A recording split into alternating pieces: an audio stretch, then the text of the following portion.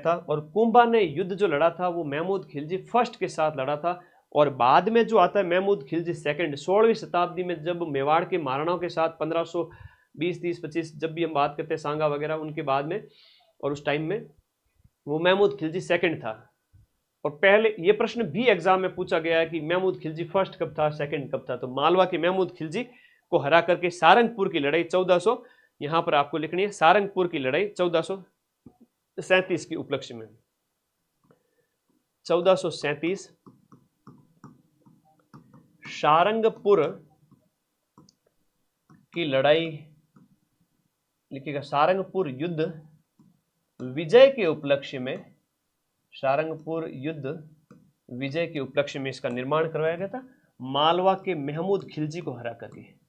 मालवा का महमूद खिलजी फर्स्ट, अब ये प्रश्न याद रखना, खिलजी फर्स्ट था सेकंड नहीं, महमूद खिलजी फर्स्ट को हरा करके। अब कई बार परीक्षा में प्रश्न आता है कि ये जो आपका जो दुर्ग है ना,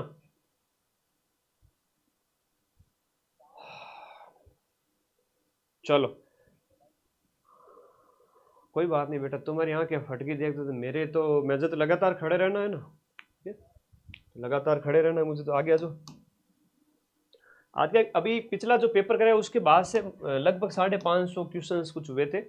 पहले जो पेपर करवाया था बहुत लेट करवाया था मैंने, 1.5 मिलियन वाला, उसमें 800 क्वेश्चन थे, तो 12 घंटे में 600 ही करवा पाया था। आप चिंता मत करो, मैं आराम से करवा दूंगा, तो इसलिए एक एक व्याख्या करवा रहा हूँ डिटेल में। अब इसके शिल्पी है वो जैता नापा पोमा पुंजा है, ठीक है। इसके शिल्पी के बारे में लिख लो कि इसके शिल्पी कौन है, जैता नापा पोमा और पूंजा, जैता नापा पोमा और पूंजा, ये क्या इसके शिल्पी है, ये ध्यान रखना। और फैक्ट इसके संबंध में कि 9 मंजिला है विजय स्तंभ आपका, 9 मंजिला, फर्स्ट इमारत जिस पर डाक टिकट, ठीक है, यह भी याद रखो, फर्स्ट इमारत जिस पर डाक टिकट जारी किया गया वो आपका विजय स्तंभ हो जाता है, यह भी याद रखो। राजस्थान की पहली इमारत है। रोम के टार्जन टावर से ना, रोम के टार्जन टावर से फर्ग्यूसन ने इसकी तुलना की है कि भाई रोम में जो टार्जन टावर है ना, रोम के टार्जन टावर से तुलना की गई है। और एक कुतुब मीनार से इसकी तुलना किसने की, यह प्रश्न भी एग्जाम में आता है। कुतुब मीनार से तुलना, कुतुब मीनार से तुलना, तो कुतुब मीनार से जो तुलना की है वो तो कर्नल जेम्स टॉड ने की है। कुतुब मीनार से जो तुलना की है वो तो टॉड ने की है। और यहां पर है रोम के टार्जन टावर से जो तुलना की है वो फर्ग्यूसन ने की है। ये प्रश्न भी एग्जाम में आता है, ये किसने की है, फर्ग्यूसन ने। तो भाई इसका स्क्रीनशॉट ले लो। हाँ, यूं ढीले नहीं पढ़ना है, बहुत प्यारे प्यारे क्वेश्चन लेकर आ रहा हूं। ये तो PYQ है, सीधे सीधे पेपर में आएंगे, भले तुम कितना ही पढ़ लो, इसमें से सीधे सीधे रिपीट होंगे। और 11 से अगर नहीं पढ़ पाए तो फिर मामला गड़बड़ है। उदयपुर में मेवाड़ प्रजामंडल की स्थापना है वो कौन से साल में हुई थी। प्रजामंडल के संबंधित डाटा में एक साथ ही नेता वगैरह वो एक सीक्वेंस में लिखे हुए हैं, तो बार बार मेहनत करने की हमें जरूरत नहीं पड़ेगी। 1938 में मेवाड़ प्रजामंडल की जो स्थापना हुई थी ये आप लोगों को याद रखना, 1938 के अंदर। अब किस प्रजामंडल की स्थापना हुई थी, कौन कौन नेता थे, अध्यक्ष थे, इसकी पूरी एक लिस्ट मैंने डाल दी है, आगे मैं सॉल्व कराऊंगा उस समय। राजस्थान का त्योहार आपका जो है तीज किस महीने में आयोजित किया जाता है। तीज दो तरह की होती है, एक तो श्रावण की तीज है, चैत्र बैसाख ज्येष्ठ आषाढ़ श्रावण। श्रावण 5वां महीना, छोटा महीना। तो छोटे भाई के जीवन में क्या है गुरुजी, सुख है, जब तक बड़ा भाई बैठा है तब तक उजाला ही उजाला। तो श्रावण शुक्ल तीज के अवसर पर तो मनाई जाती है छोटी तीज। और बड़ी तीज की बात करें तो वो आपकी मनाई जाती है भादवे के महीने में। तो बड़ी तीज है ना, बड़े भाई के जीवन में, बड़ी बहन जो जिम्मेदारी लेने वाले होते हैं उनके जीवन में तो संघर्ष होता है।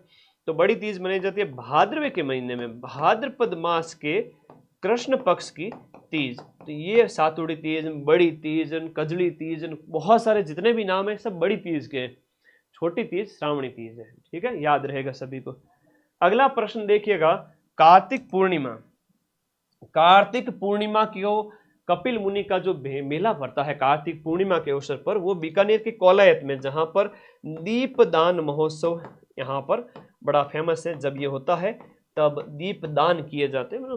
कोलायत झील के अंदर जो है आपका दीपदान महोत्सव बड़ा फेमस है, दीपदान कोलायत का। ठीक है, सांख्य दर्शन के प्रणेता थे ये आपके। इनकी बात करें तो ये सांख्य दर्शन के प्रणेता है। किसके प्रणेता? सांख्य दर्शन।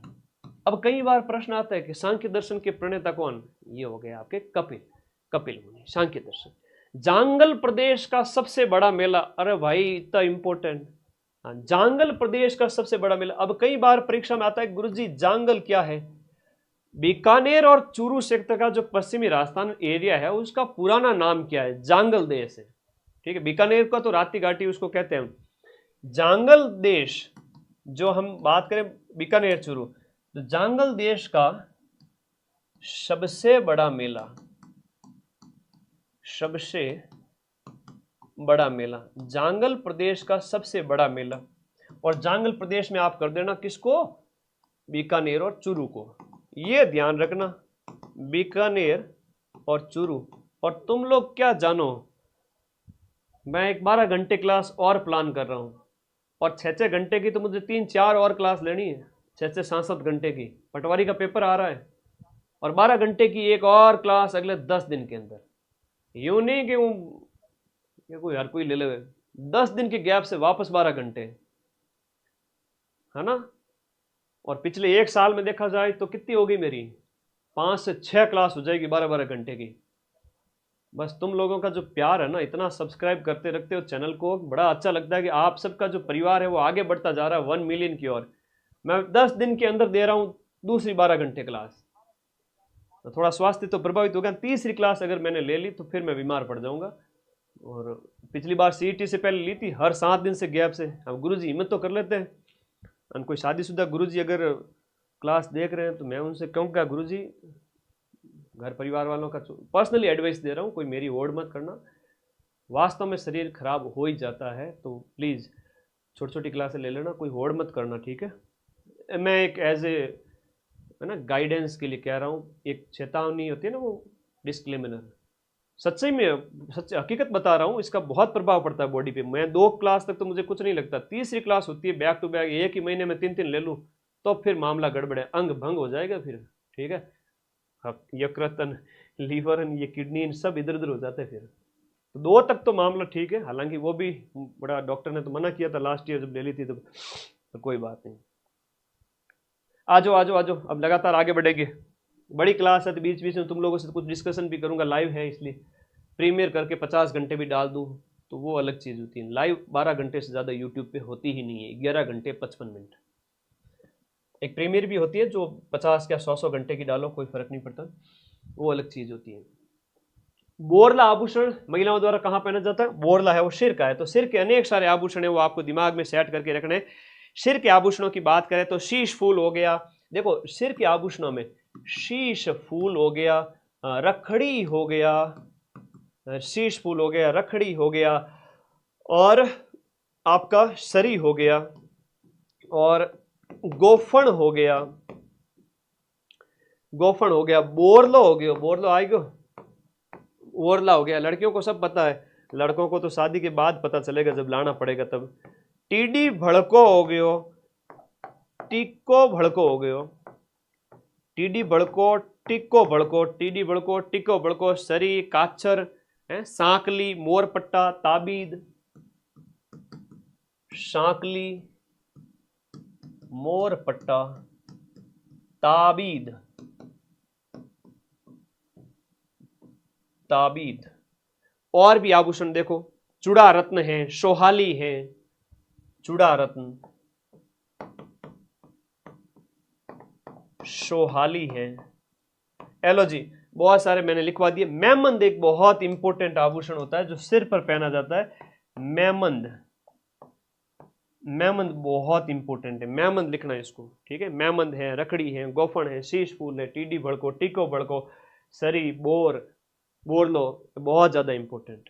ठीक है, आजकल तो लड़कों को भी सब पता रहता है। ओके रामदेव मंदिर, लड़कों को सब पता रहता है क्योंकि लड़कों को पता है ना ये चीजें जिंदगी में काम आएगी। उस हिंदू संत का नाम बताइए जिसे मुस्लिम भी रामसा पीर के नाम से पूजते हैं, तो ये तो रामदेव जी भगवान हो गए। अब रामदेव जी के बारे में हम बात करें तो सबसे पहले इनका जो जन्म है करंट अफेयर्स में भी